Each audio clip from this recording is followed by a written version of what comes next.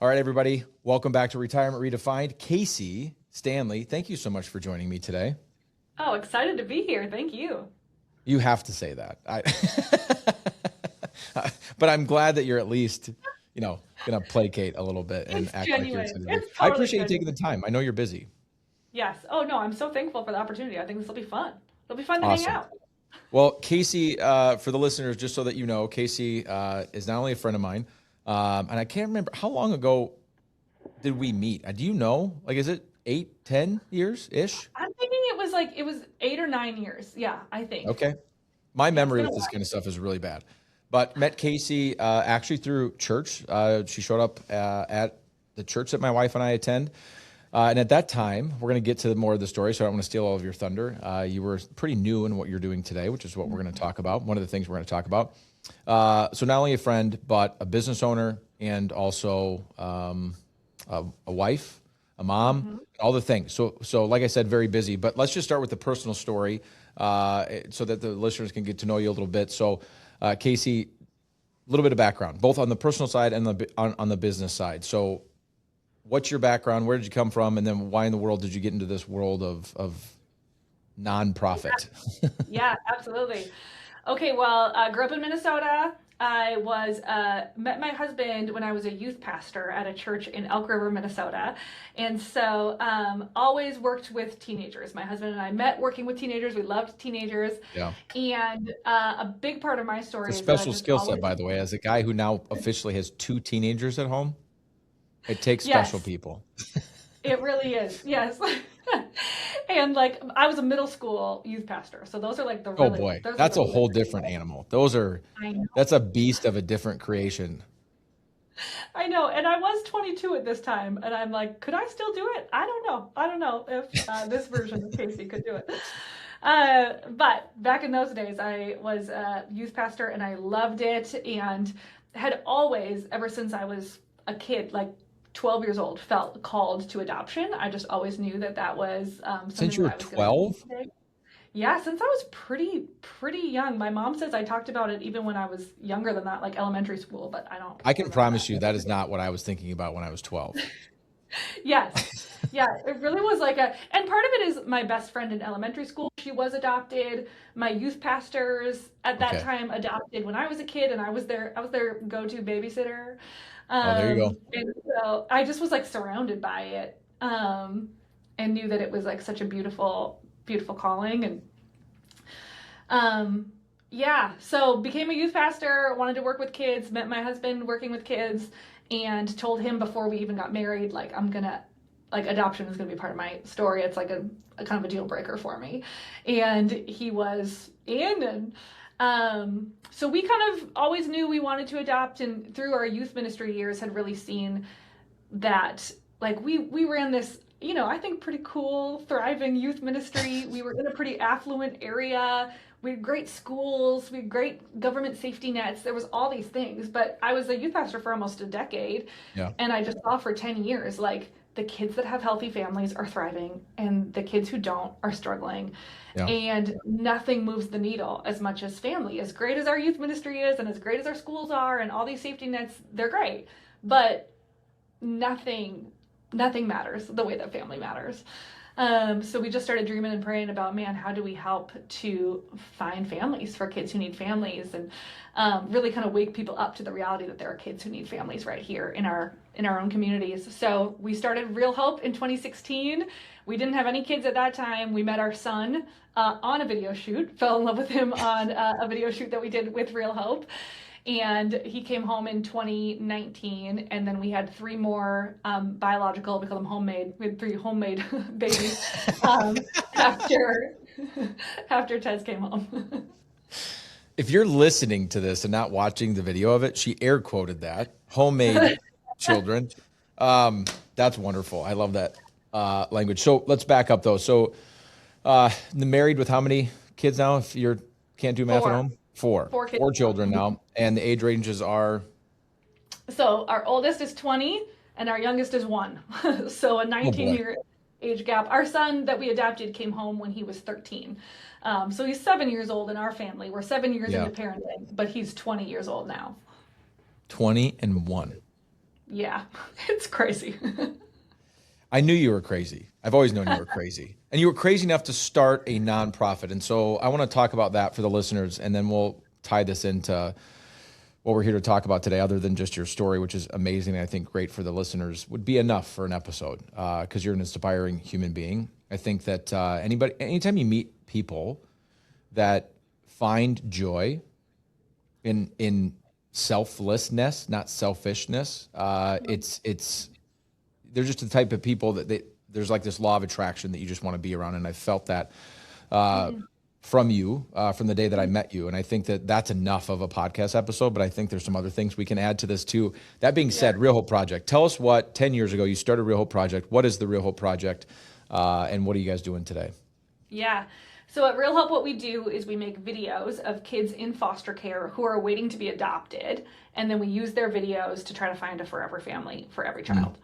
So it really came from my husband's name is Pete. So Pete and I wanting to adopt and telling people that we wanted to adopt someday, and just seeing that we would get so much excitement from people when we said we wanted to adopt, and that was a part of our story. But when we said we wanted to adopt out of foster care, we would just notice this big shift in kind of how people would respond, and we'd get a lot more of the like, ooh, are you sure you guys want to do that? And like, have you heard the stories about those kids? And okay, just make sure you've done your research about those kids. And like, all of that came from a place of love, and people just wanted to know that we knew what we were getting into, because it's a big deal to adopt a kid that you don't know. It's a big deal to adopt a kid who's been through trauma. There are challenges there. So we get that those reactions came from love. But it was also like, man, these are such different reactions if we say we want to adopt, or if we say we want to adopt from foster care. And how do we just help serve these kids that are so deserving and needing a family, and really raise awareness that there are kids right here in our own communities, in our own schools, who are waiting for families and who deserve a forever family. So in short, basically trying to raise awareness to the foster care system as a whole, but then also specifically to the kids, giving people a better opportunity or outlet to see who these kids really are outside of what I understand. And the system, the foster care system, far, far better than I do, was essentially prior to Real Hope and them having an opportunity to create these videos, which I have more questions on in just a second. But it was just kind of like a dossier, almost like a little middle folder file. And maybe you got a thumbnail picture that was, paper clipped onto the file of the kid, but it was just more of a social workers kind of write up of who they think this kid kind of is. Is that essentially? Yeah, that's pretty accurate. I think that's part of so Pete and I were already going through the process to get licensed to adopt when we started Real Hope. So kind of at the same time, we personally were stepping into it and starting this organization. And we started seeing when we ask about a kid, we can see, like you're saying, maybe a photo and maybe a paragraph of information that's super generic. And it's Johnny loves soccer and is high energy. Email Susie to learn more about Johnny. And it's just no information. But then the other part that we weren't aware of, and I think a lot of people aren't aware of, is even after you get licensed, you only get, for the first long part of the journey, if you're considering a specific child, you only get to learn the really hard stuff at the beginning. It's what's in their case file, which is typically the worst moments of their life and the way that they responded in their darkest moments.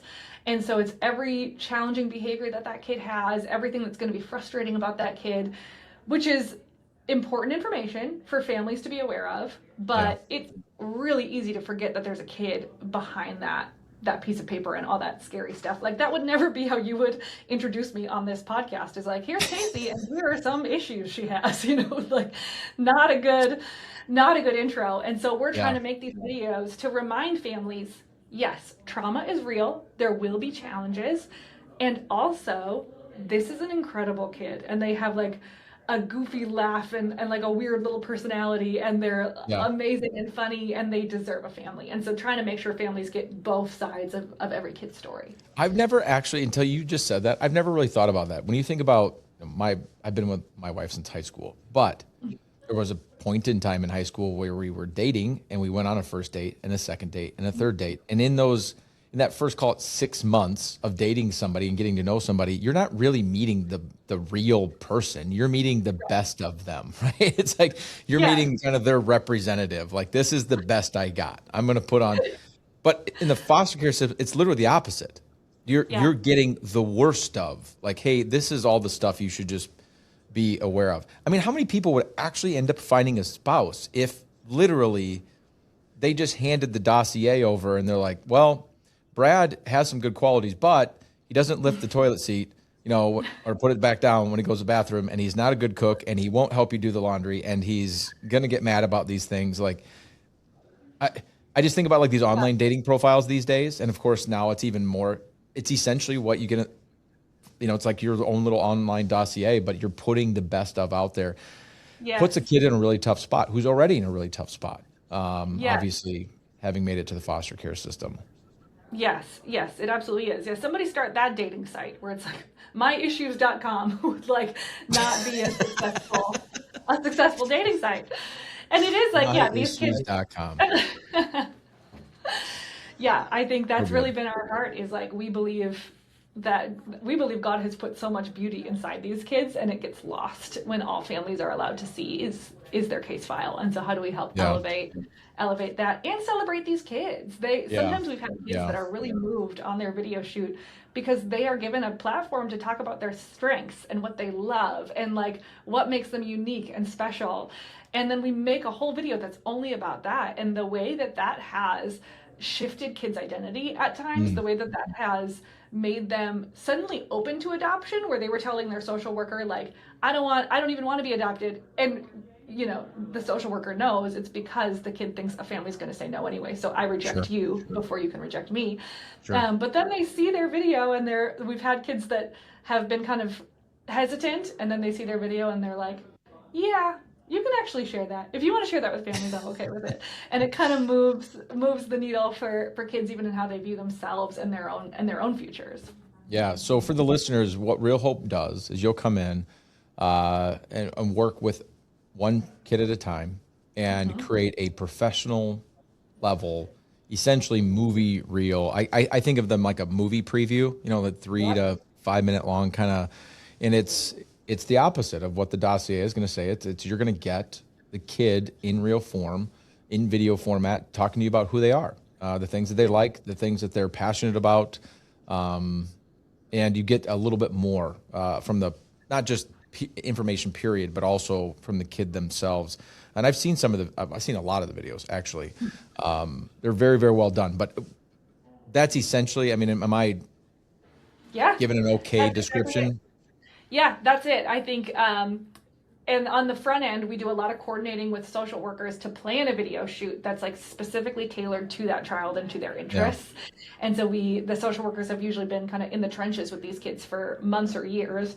And so the social worker will say, this kid loves horseback riding, or this kid loves pottery, or whatever it is. We just recently had a kid who got to play football with a semi-pro football team, and we got to go and record it. So we plan a whole day. We spend the whole day recording it. We get to ask kids more about themselves. And then the other part of what we do once the video is done is we share it as broadly as we can. So the kid gets a copy, the social worker gets a copy, but then we go to churches as often as we're able and highlight kids in front of church communities. We go to different businesses and events, anywhere that people gather, we go and we highlight these kids to try to mobilize families to step into adoption and foster care. Because if we just make the video and nobody sees it, then what are we doing? So trying to like make sure we're really moving people toward adoption and foster care. So you've been at this for 10 years. Let's just talk about numbers just a little bit and celebrate that. So after 10 years, how many videos have you been able to make, and how many kids have you been able to help find forever homes, and just all the fun data? It's so wild. We have made 741 videos as of today. Our team is on a shoot right now. 741 videos. We've seen over half of our kids get matched with families. So something like 365, I think, is the number right now. Kids have been matched with families. We've seen having a video doubles a teenager's likelihood of being adopted. So teenagers only have a 25% chance of being adopted. But if they have a video, it doubles their likelihood of finding a forever family. That's amazing. And it's pretty cool. one of the stats we share is every time we post a video, on average, 4 families reach out to learn more about foster care or adoption. And so that's been pretty cool because I think it can be hard to track the metrics. There's a lot of privacy and confidentiality issues within the child welfare space, as you can imagine. And so one of the things that I thought when we started Real Hope is we'll make a video for little Susie. A family will fall in love with Susie. They'll adopt Susie, tie a bow on it, easy, clean, done, is like how I thought it would work. But what more often happens is a family sees Susie, they reach out to Real Hope, they say, we think Susie's for us, she's the one, and we help them get connected to an agency, they start moving through the process, but that whole licensing process takes a minimum of 6 months. And sometimes what happens is by the time they're licensed, Susie's been matched with another family. And what we hear happen all the time is families that say, okay, well, we think God used Susie to get us into this process, but there must be another kid for us at the end of this road. And so then they stay in and they end up adopting a kid who now Real Hope never needs to make a video for that kid because there was already a family saying yes. So it's cool to kind of see the impact of like our kids that we've served, but then that butterfly effect of more and more families stepping in.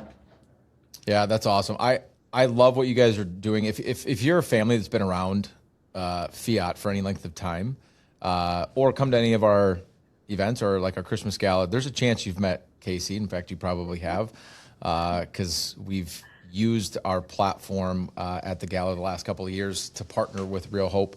That being said, I want to transition here just a little bit, because one of the things that we work with a lot of families, Kaycee, that are nearing or in retirement. And so they're probably listening to this like, I'm probably a little long in the tooth to be thinking about adopting a child at this point in my life.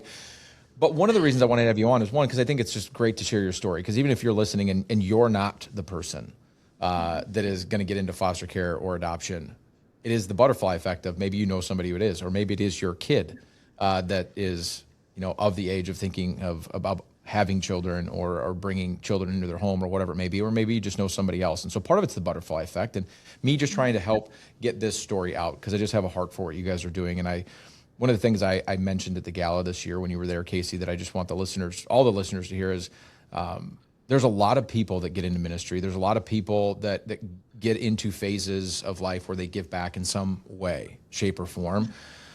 It's very rare to see somebody that's done it for 10 years consistently and is continuing to grow in that space. It's just hard to do. It just is really hard to do. So I'm just very, very impressed by what you guys have been able to do. And the numbers kind of prove that out. When you think about any child having a better life, one child, that's an amazing thing, an amazing opportunity. When you think about 365 of them, just direct connect, not butterfly effect, unbelievable. It can change, that can change the trajectory of a town when you've got that many more people that have families, feel loved, and have, the chance at a much different outcome. And so love what you're doing. So that's number one. Number two, you also have a unique view into working in the nonprofit space, and you get to see a lot of people that are volunteering time or working for very low wage, which is basically volunteering time. And a lot of families that are not just volunteering time, they're volunteering their house and giving. And so you just are at a unique intersection of people that are being selfless in a lot of ways. And one of the things that's true of a lot of the families that we work with, Kaycee, is they come into more time. When you retire, you just have more time on your hands and you're looking for identity in life and you're looking for opportunities potentially to take the things that you're passionate about and lean into them, give back to them.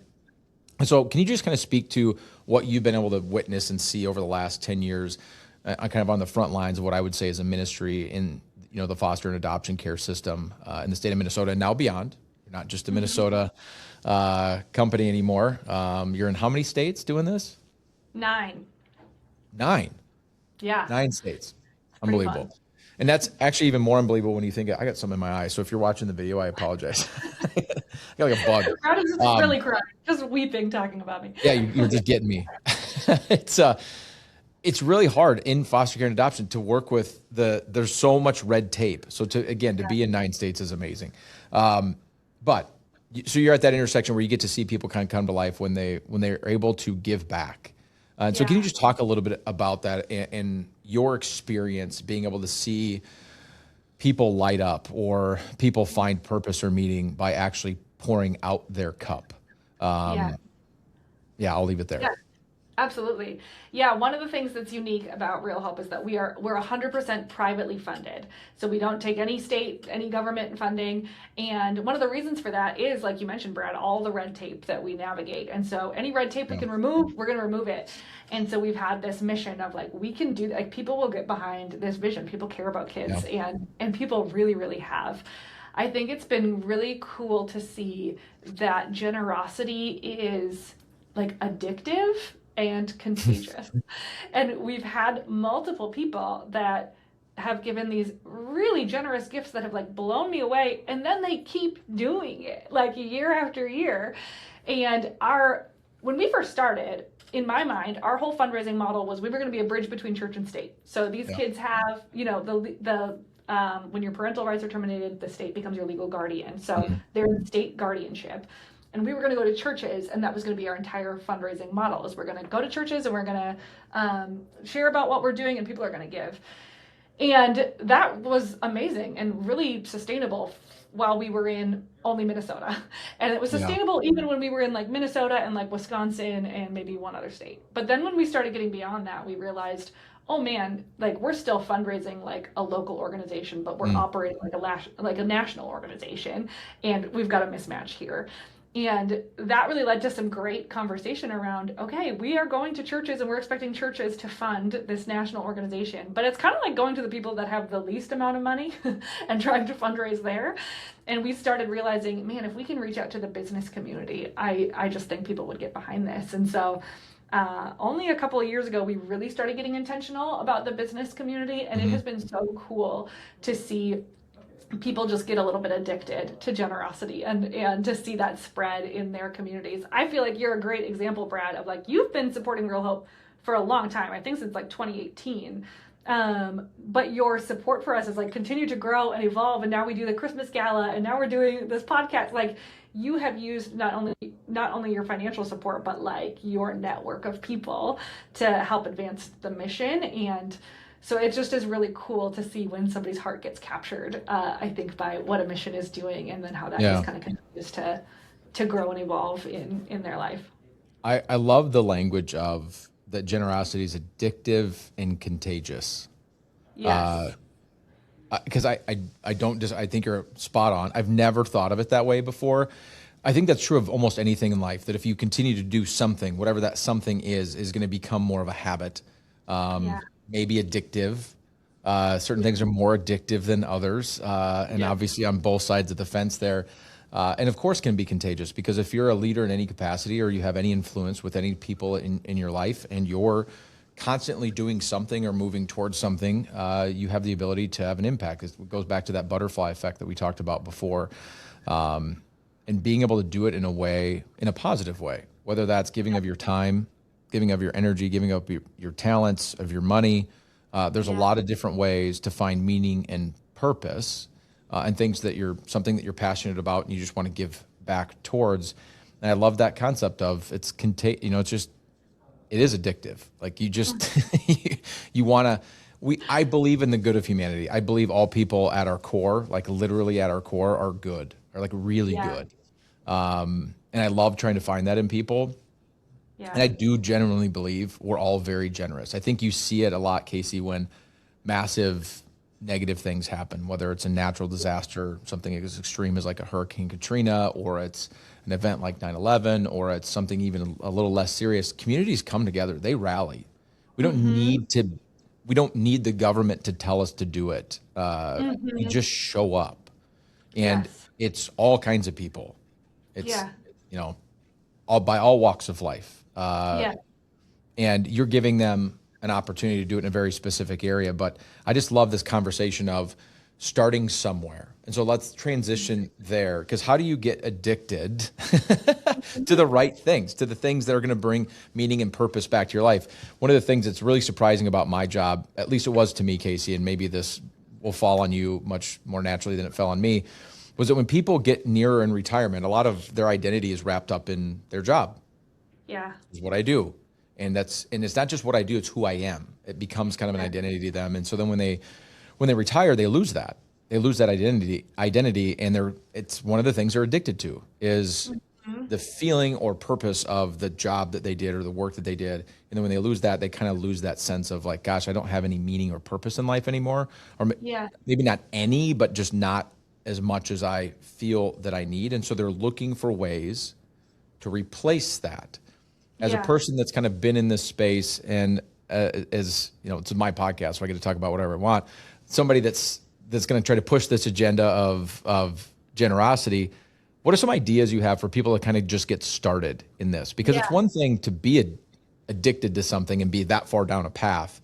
It's a whole Yeah. other thing to try to figure out, where do I even start in this journey of generosity? And again, I don't just mean money here. I know Yeah. I'm a financial advisor, so everybody assumes when you're asking for generosity, they go to money, and that can have a negative impact. So let me just be clear. It could be time, energy, talents as well. Yeah. But just in your experience in this space, a good place for people to start. Yes, yes.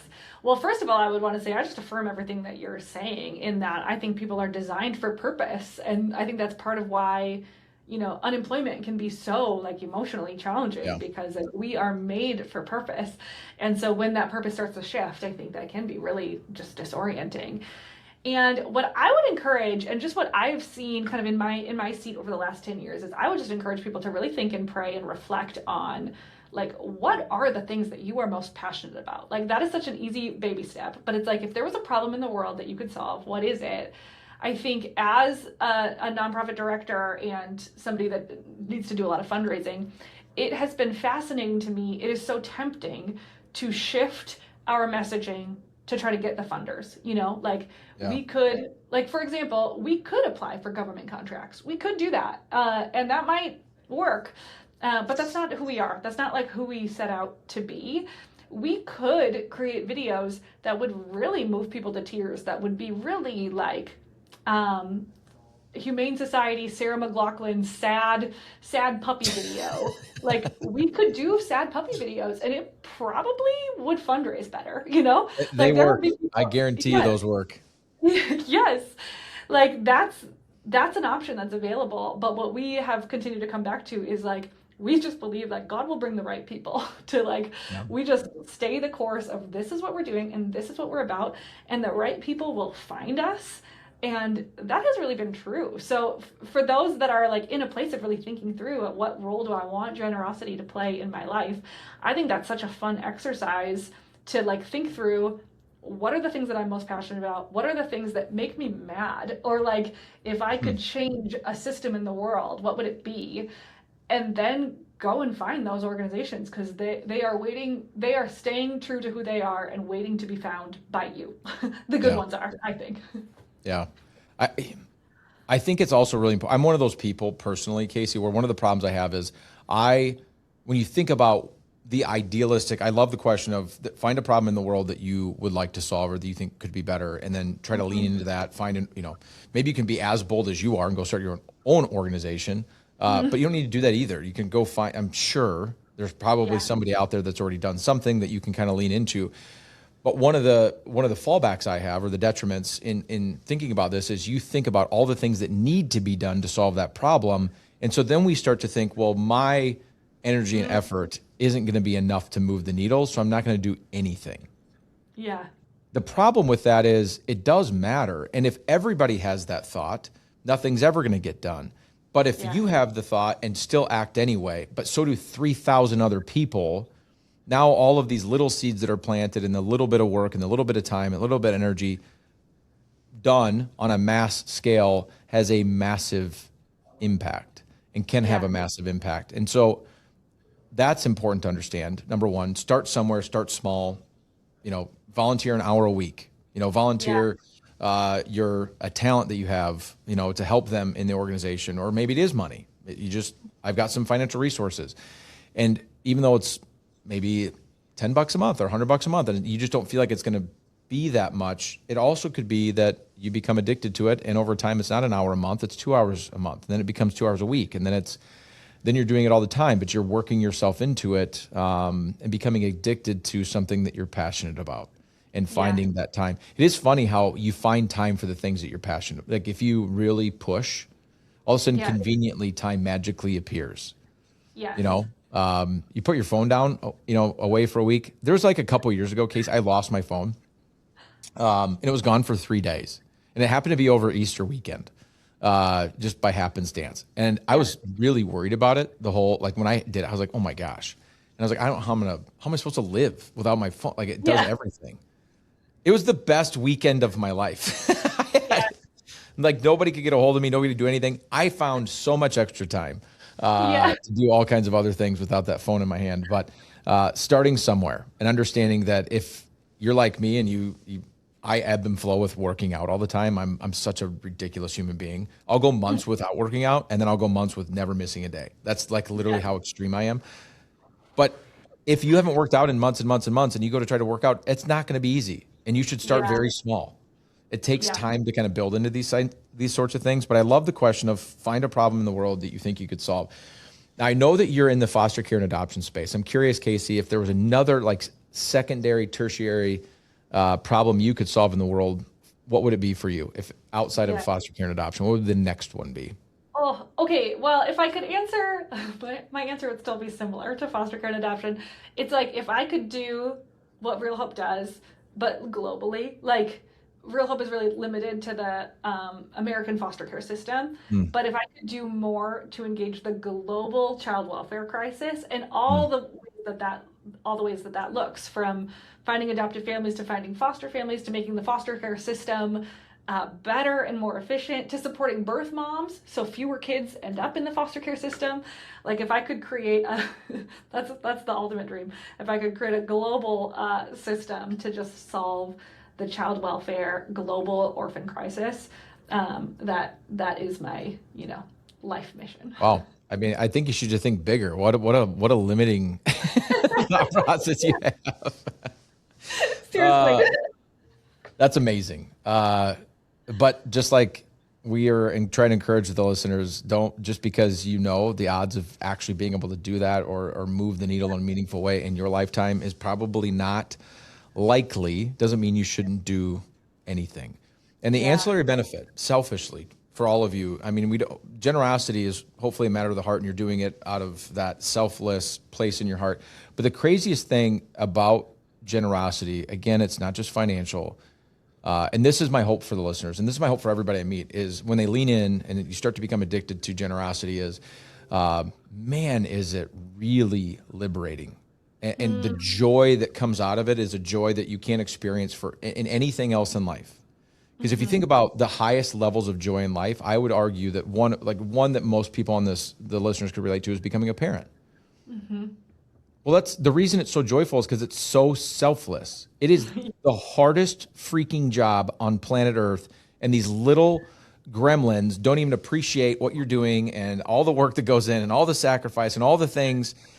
But man, there's not a parent out there that doesn't just in moment of reflection go, I love it's so hard.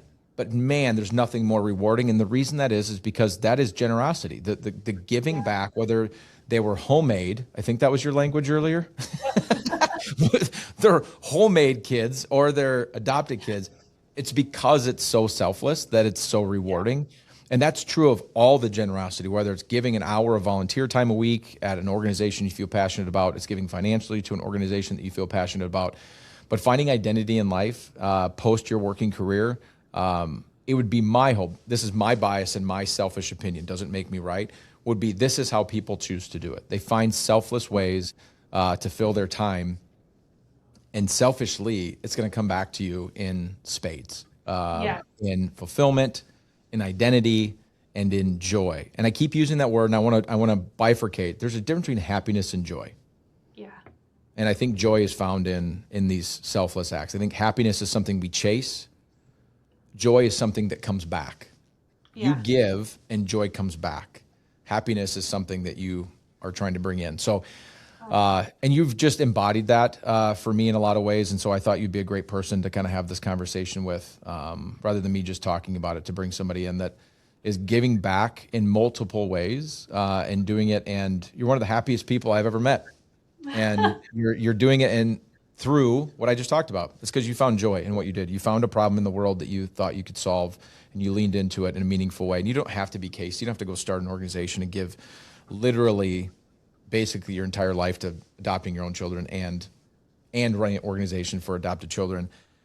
But there are people that Kaycee needs. Like, you can't do this on your own. So there's a lot of other people that are giving of limited time, limited talents, limited resources, and financially that make Real Hope what it is. And so let's just end by that. What does it mean to you to think about over these last 10 years, how many people it's taken to kind of make this happen and the impact, big or small, that has on an organization like Real Hope? Oh man, that'll make me tear up to even think about that. But yes, to see You have a bug in your eye too? yeah, yeah, the air, there's weird allergies, I think. Yeah, to think about 10 years ago, it was April 2016 when I felt like God put this vision on my heart to start Real Hope. April 21st, 2016. So it was just a couple of weeks ago was the 10-year anniversary. And it was just this little seed of a dream. And to see us serving kids across the country and to see literally thousands of families get behind this and step into the system and give financially. It's like just the honor and the privilege of my life to get to lead this. It has been such a joy, and to continue to lead it. I'm like, yeah, I'm just kind of, I'm not always good at looking back. I'm very much a like future oriented person. And so kind of celebrating this 10-year anniversary this year has really been powerful for me to see like, wow, just the faithfulness of God in this journey, the way that people have come behind it, and that I still get to carry this is just kind of beyond words for me. I'm going to put you on the spot with one final question. And so if you can't think of something off the top of your head, don't feel bad. Yeah. But as I'm thinking about this and just trying to encourage listeners to start somewhere, start small, know that even if it is small, it makes an impact. Can you think of in this 10 years, somebody that has, in a small way, that they probably thought this isn't going to make a lick of difference for Real Hope, but actually really stood out to you? Like, do you have a story or somebody, don't need to give names, that comes to mind? Yeah. Yes, I think of a few of my like friends and family that when we first started, it's like me like writing a letter to my cousin Mark, like, hey buddy, I haven't seen you in a while. Let's like, here's the thing I'm doing. And I have had, like my cousin, for example, has been a monthly giver since probably May of 2016. Like we had barely started and he was one of our first monthly givers and has continued to be a monthly giver for 10 years. And that really adds up over time. And we actually have somewhere between 200 and 300, I think it's like 260 monthly givers around the state of Minnesota and the country. And that makes up like 30% of our budget is people who are just giving $25 a month, $50 a month, like whatever they're able to do, which maybe doesn't sound like a ton, but it adds up for us. It really is a gift to us. So I think that's just an encouragement for people to keep in mind. You don't have to go write a 5-digit, 6-digit check to somebody. It can just be like, this is an amount we're just going to budget in $25, like whatever it is. And that really can go a long way over time. I love it. Thank you for that. And thank you for doing what you're doing. I don't care what your background is, and I don't care what your religious affiliation is. I don't care who you are.